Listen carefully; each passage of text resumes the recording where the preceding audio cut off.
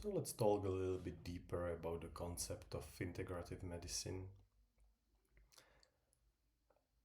What we have to realize is different approach of the alternative holistic medicine and the conventional Western medicine. We probably all know that, but I think we should say that there is very different paradigm of the approach, because Western conventional medicine, it's problem oriented.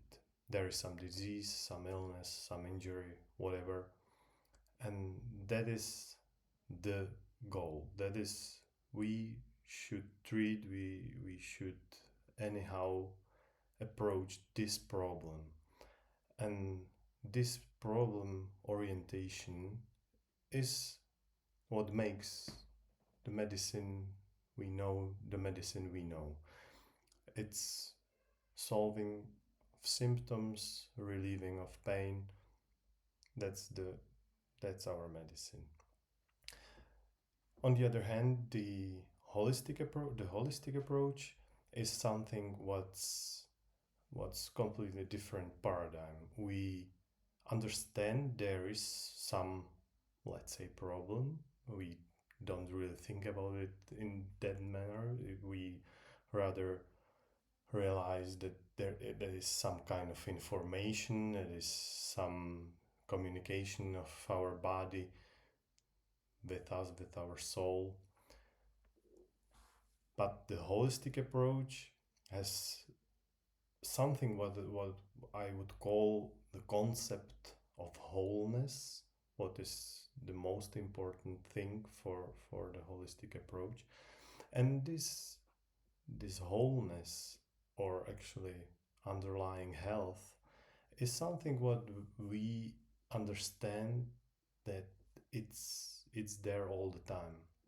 It's underlying our current state, which could be any disease, but under the disease is always the state primordial to that, the state which had been always there and which anytime can be restored, because in this approach, and if we go deeper there in the quantum theory, in the field of non-limited potential, then there is no disease, no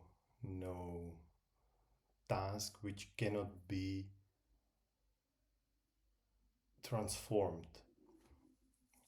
And that's very crucial part of the understanding of holistic approaches, that we have this wholeness. What's interesting, I didn't know that. I'm not English is not my mother tongue, so I didn't know this etymology, but it was very surprising and made me kind of happy that I've been told that the health, holiness, and wholeness have the same root.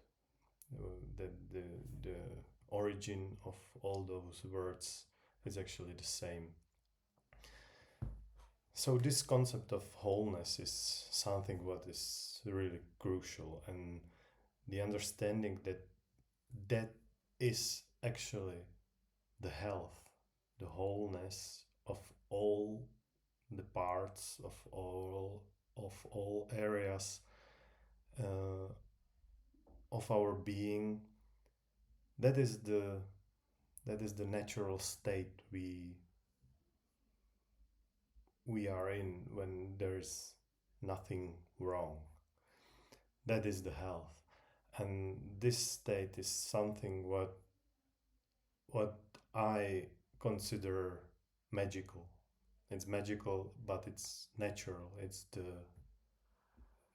the normal state. It's what we are supposed to be in. And actually, this state, I think we what is the biggest problem for us? That we are disconnected from the understanding that that this is the truth, that we are whole, we are healthy, and this disconnection makes us forget it, makes us don't understand it anymore, makes us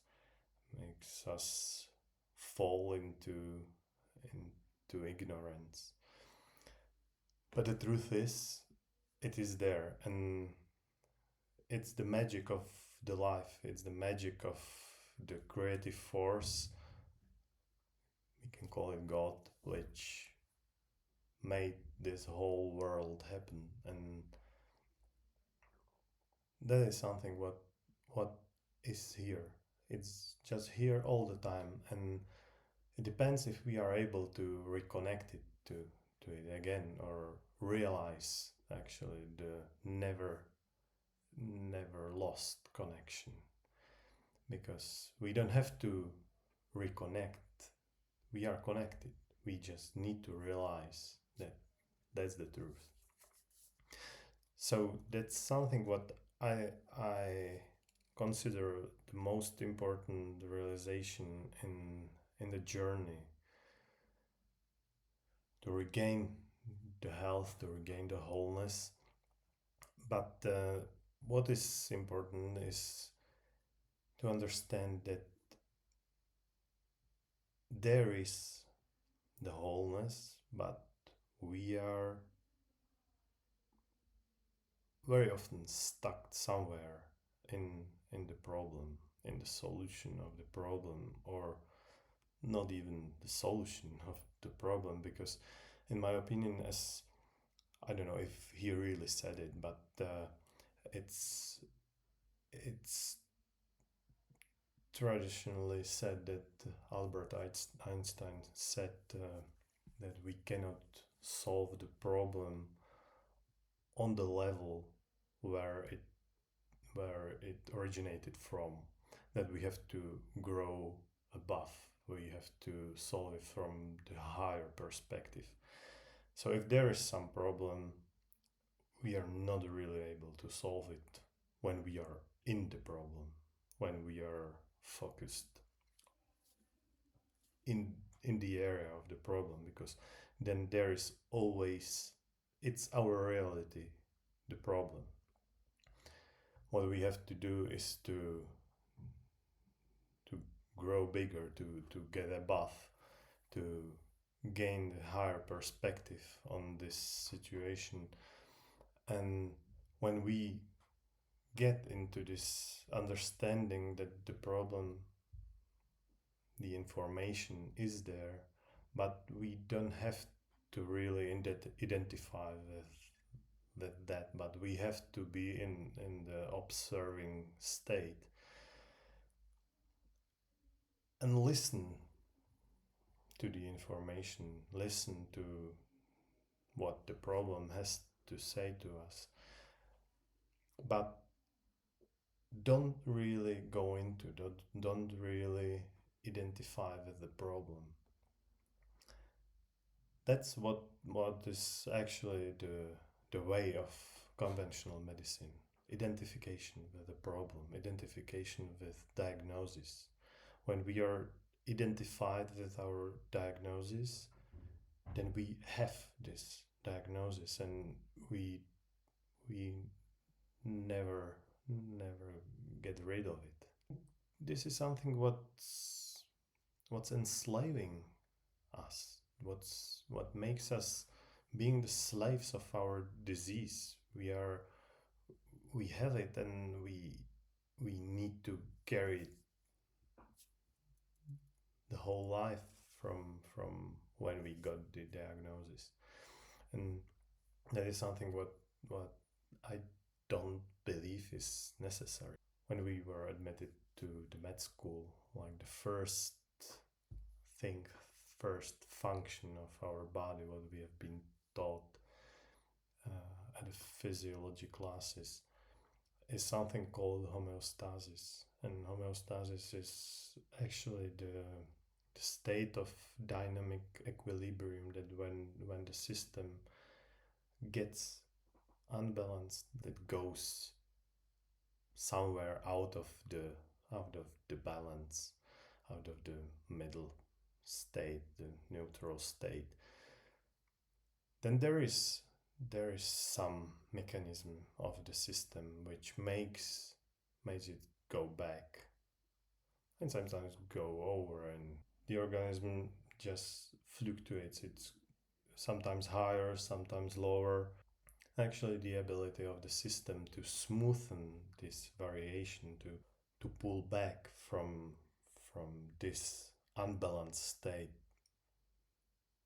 to the equilibrium, it's called homeostasis. And of course, it doesn't work like that. There is some high value, then it starts working, and it's there in the middle and it stays there.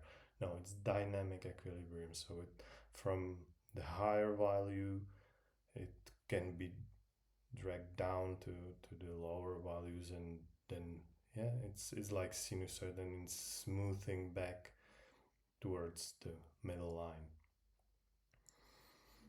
So this is the homeostasis. So our system is, that's the basic function of our system, to maintain the life. Always go back to the equilibrium from any side, from any function, dysfunction. It's just able to go back. And when we draw a line, let's say in our sugar blood test, and we say that above 7 millimole per liter, we call it diabetes. It doesn't say that the homeostasis stop working there at 7 millimoles. That's not how the system works. We can be at 8 and it's still being able to draw it back. So this is something what we should understand, that this doesn't stop working even though we are above some lines, about some artificial level. Of course there is some higher risk of whatever. It doesn't really matter, but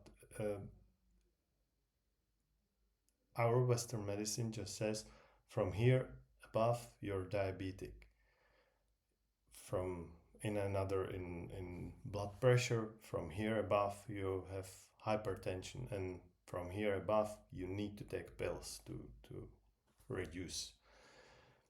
And this is something what works against the system, against the homeostatic principles. It just the homeostatic principles of the organism just don't have the power to work against the chemistry, against the drugs. That's something what just stops the possibility. And I don't say that you should stop eating your pills. That's not what I say. That's just the approach of conventional medicine. The approach of holistic medicine is different. That's different paradigm. That is just to understand that there is always the state of homeostasis, always the state of health, and we always can come back to it. That's the understanding which requires the belief. It requires the trust in higher principles, in in life, in God, because that's big difference. If you understand, or if you believe that it's possible, or you go the path of fear, that it's not possible. That's very, very different. And we all have heard stories about miraculous healings and stuff like that, but it's not evidence based. It's not, you cannot write a paper in some scientific journal about it. It just doesn't work this way in our scientific world, in the Western medicine world. So there is no way that that would be accepted as the baseline, as the way how we should treat patients. The difference is if we can believe it, or we are too afraid and we are not able to believe it. Of course, if we are in some difficult, far gone state, let's use the Western medicine. It's a big helper in difficult situations. It's here for us, and we are glad that it is here. But we should consider if we are in that state that we really need to go the fear-based journey, or we can take our courage and understand and believe that this is something what this disease is something what wants to say something to me, and that I want to heal myself. I want to find a power inside to do what I need to do, whatever it is. I don't know what it is in your case. That I have the courage to actually investigate what it is. And usually when I ask my patients, there is no one really who would say that our emotions, our feelings, our relationships, our the state, the stress in our work or stuff like that, that doesn't really influence our health. Everyone understands that it does. And the thing is that we have to understand that there is something what we have to change if it does influence our health and we want to be healthy. Then we have to change what makes us unhealthy, and don't just say, okay, I have this diagnosis, I have to take these pills for that, and that doesn't lead anywhere, you know.